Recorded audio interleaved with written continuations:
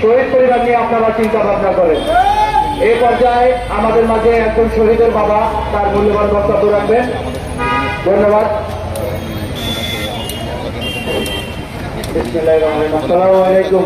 আমি শহীদ সাজাদ হোসেন সাহেবের বাবা। আমি বর্তমানে বাসা ঠিক করে থাকতে পারতেছি না। এই শিক্ষাদের লোকেরা আমাকে ভোট্টারা যন্ত্রণা করতেছে, কারণ আমি মামলা করছি থেকে আমার মধ্যে হুমকি দিতেছে, আপনি যদি মামলা উঠে না নেন তাহলে আমি আপনাকে উল্টে মামলা করবো, আমরা আপনাকে জায়গায় ছাড়বো, আপনি তাড়াতাড়ি নামটা উঠে দেন। আমি কিন্তু বুঝতে পারতেছি না। তো সরকার কাছে একটাই আমার আবেদন, সরকার থেকে আমাদের এই মামলা বিচার করে এবং কি প্রত্যেকটি আসামির জন্য সরকার ধরে, কারণ এখন কেন আসামি ধরা হইতেছে না, একটা আসামি ধরা হয় না, একটা আসামি ধরা হইত তাহলে তুই একটা আসামি ধরা হইত, একটা আসামি ধরা হইতেছে না। এই কি দেশি বিচার? আমাদের সন্তানদের রক্তের বিনিময়, রক্তের উপরে সরকার বসিয়া আজকে সরকার কোন মূল্যায়ন করতেছে না, আমাদের কোন মূল্য দিতেছে না।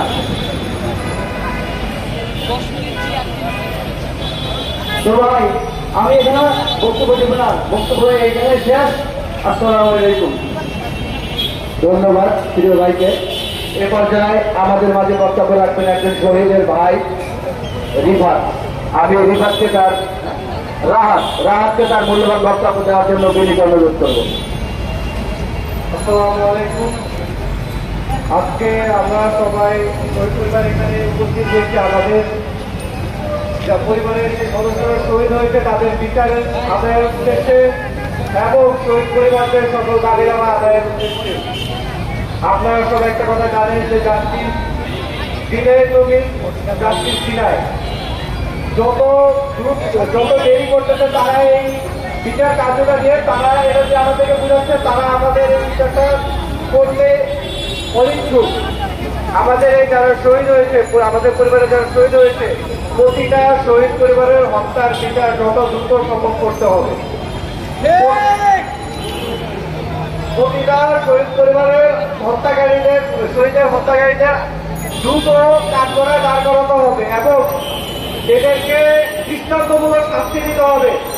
কারণ আপনারা জানেন আজকে আওয়ামী শাসিত আমাদের দিকে তাকিয়ে হাসছে, আজকে আমাদেরকে তারা বলতেছে কি হলো, এই যে তোমাদের জীবন চলে গেল, এই যে তোমাদের পরিবার চলে গেল, কি হলো, তোমরা কি পাইলা।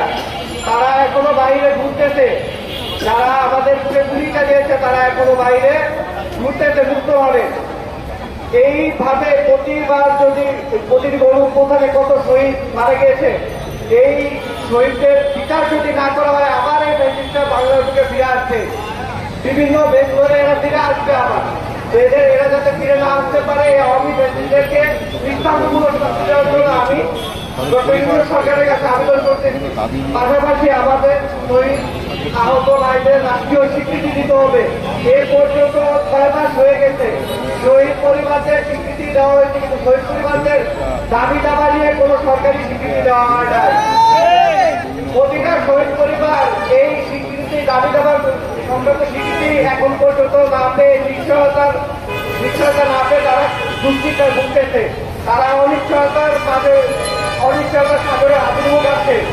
প্রতিটা শহীদ পরিবারের এই দাবি দাবাগুলো মেনে নিয়ে দাবি দাবাগুলো আমি আমাদেরকে ক্লিয়ার করে দিতে চাই। দাবি দাবাগুলো হচ্ছে দ্রুত পুনর্বাসন এবং রাষ্ট্রীয় স্বীকৃতি এবং শহীদ পরিবারদেরকে মাসিক মশারি দ্রুত ব্যবস্থা করা। এই দ্রুত দাবিগুলো যত দ্রুত সম্ভব সরকার যাতে আমাদেরকে দেয় এবং এটা নিয়ে আমরা যাতে পরবর্তীতে রাস্তায় না নামতে হয়, এটা আপনারা প্রতিটা সাংবাদিক ভাই উপর মহলে পৌঁছে দেবেন। ধন্যবাদ। আসসালামু আলাইকুম।